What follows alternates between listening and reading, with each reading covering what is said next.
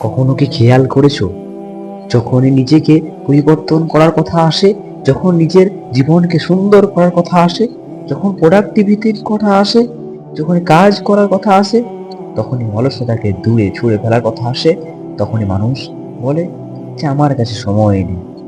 আর সত্যিই তো আমাদের কাছে সময় কই। যদি আমরা বাস্তব জীবনের সত্যি কিছু করতে চাইতাম, তাহলে আমাদের সময় নেই সময় নষ্ট করার।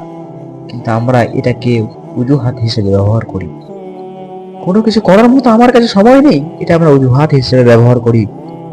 অন্যকে নিয়ে সমালোচনা করার সময় থাকে, অন্যকে নিয়ে মিথ্যা গল্প সময় থাকে, সময় সব কিছুর জন্য থাকে। কিন্তু যখনই প্রোডাক্টিভিটির কথা আসে, যখন নিজের উপর কাজ করার কথা আসে, যখনই পরিবর্তন করার কথা আসে, তখনই আমাদের মুখে আসে যে আমাদের হাতে সময় নেই।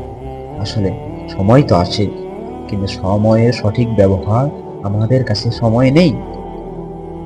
কাজ করার মানসিকতা নেই, নিজের উপর ভরসা নেই। দেখো, আমি একটা কথা বলে রাখি, যে মানুষটা দিনে 24 ঘন্টায় কিছু করছে না, সেই মানুষটাকে যদি দিনে 30 ঘন্টাও দেওয়া হয়, 35 ঘন্টাও, 40 ঘন্টাও, যদি 48 ঘন্টাও দেওয়া হয়, তাহলে সেই মানুষটাকে কিছু করবে না। আর কারণ কি জানো? এই পৃথিবীতে যত বড় বড় ব্যক্তি আছেন, যত সফল ব্যক্তি আছেন, তাদের কাছেও কিন্তু এই 24 ঘন্টাও আছে, এবং তারা এই সময়টাকে নিয়ে নিজের মতো করে সাজিয়ে নিয়েছে। তারা জানে যে সময়টাকে কাজে লাগাতেই হবে।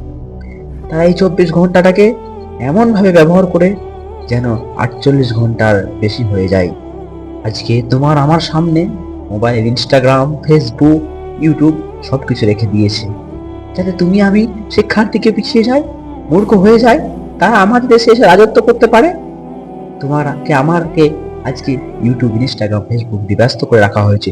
তুমি আমি বুঝতে পারছি না, এক সময় যে ছেলের চাহিদা ছিল আমি একজন ইঞ্জিনিয়ার হব, এক সময় যে ছেলের চাহিদা ছিল আমি একজন দেশের রাষ্ট্র ক্ষমতা হাতে দখল করব এবং সকল যুবকদেরকে এই পাপ কাজ থেকে বাঁচাবো, এই তোমার লক্ষ্য ছিল মনে। কিন্তু আজকে তুমি, তোমার এই লক্ষ্য নষ্ট হয়ে গেছে। বিপরীত লিঙ্গের আকৃষ্ট বিভিন্ন ধরনের এই যৌনচারিতার কারণে তুমি আমি কি এইসব জিনিসকে আবার ফিরিয়ে আনতে পারবো? তুমি দেখবে প্রত্যেকটা সফল ব্যক্তির কাছে একটা ভালো গুণ থাকে, তারা প্রত্যেকটি মিনিটকে গুরুত্ব দিয়ে থাকে। তারা প্রত্যেকটি সময়ের মূল্য নির্ধারণ করে, যে আমার এত ঘন্টার মূল্য, এত মিনিটের মূল্য এত। এবং যখনই সময় অপচয়ের কথা আসে, তখন তার মাথায় খেলে, যদি আমি 1 ঘন্টা সময় নষ্ট করি, আমার এত টাকা হারিয়ে যাবে, তাহলে আমি এত টাকা অপচয় করব। এইভাবে নিজেকে বোঝায়, এইভাবে নিজেকে তারা বুঝিয়ে নেয় সময় অপচয় করা যাবে না। এইভাবেই তারা নিজেকে বোঝায় যে সময়ের হেলায় হারানো যাবে না। সময় আছে, আমার হাতে আছে যথেষ্ট পরিমাণ। প্রত্যেকটা মানুষের উপরওয়ালা 24 ঘন্টা সময় দিয়েছেন, আমার জন্য 24 ঘন্টা, তোমার জন্য 24 ঘন্টা, আর পাঁচটা মানুষের জন্য 24 ঘন্টা। কিন্তু হ্যাঁ, এই সময়টা আমরা কোথায়, কিভাবে, কতটা কাজে লাগাচ্ছি, সেটা নির্ভর করছে আমাদের আগামী জীবনটা কোন জায়গায় যাবে, কতটা সুন্দর হতে চলেছে। আদৌ আমরা আমাদের জীবনটাকে সুন্দর করতে পারবো কিনা, সেটা নির্ভর করে তুমি তোমার সময়টাকে কিভাবে ব্যয় করছো, সুন্দরভাবে ব্যয় করছো কিনা। আজ তোমার কাছে সময় আছে, আজ তোমার কাছে সুযোগ আসে, আর এই সুযোগটাকে তুমি কাজে লাগাতে হবে। এই সুযোগটা সবসময় আসে না, সবসময় এই সুযোগ থাকবে না। নিজের জীবন, সেই সুযোগটাকে কাজে লাগাও। যতটা সময় আসে, প্রত্যেকটা সময়কে গুরুত্ব দাও নিজের জীবনে সুন্দর করার তাগিদে। কারণ তোমার জীবন যদি সুন্দর না হয় না, মানুষ তোমাকে গুরুত্ব দেবে না। হ্যাঁ, মানুষ তোমাকে গুরুত্ব দেবে না। তোমার মুখ যদি উজ্জ্বল না হয়, মানুষ তোমাকে বুঝবে না। মানুষ তোমার অবস্থানকে দেখবে না। তোমার অবস্থানের পরিবর্তনের সঙ্গে সঙ্গে মানুষ তার চিন্তাধারা তোমার উপর বদলিয়ে নেয়। এখন তুমি স্থির করো, তুমি তোমার অবস্থানকে পরিবর্তন করবে কিনা, তুমি নিজের যোগ্যতা পরিবর্তন করবে কিনা। শোনো, জীবনের কোনো পরিস্থিতিতে আমাদের এই অজুহাত দেওয়ার মতো কোনো সুযোগ নেই যে আমার হাতে সময় নেই। কারণ দিনে 24 ঘন্টা সকলকেই দেওয়া হয়েছে। এই 24 ঘন্টার মধ্যে সকল কিছুই ঘটছে, যত ব্যর্থতা, যত বিফলতা, যত সফলতা, এই জীবন, এই পরিবর্তনের সমস্ত গল্পই এই 24 ঘন্টার মধ্যেই ঘটছে। তুমি তোমার সময়কে কিভাবে কাজে লাগাচ্ছ, যদি 24 ঘন্টাকে তুমি ব্যবহার করতে না পারো, তাহলে দিনের 48 ঘন্টা দেওয়ার পরেও আমাদের কাছে সেই সময় থাকবে না।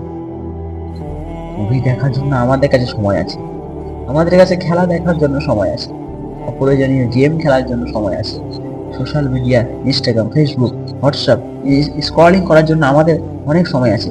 কিন্তু আমাদের নিজের জীবনকে পরবর্তীতে আমি জানো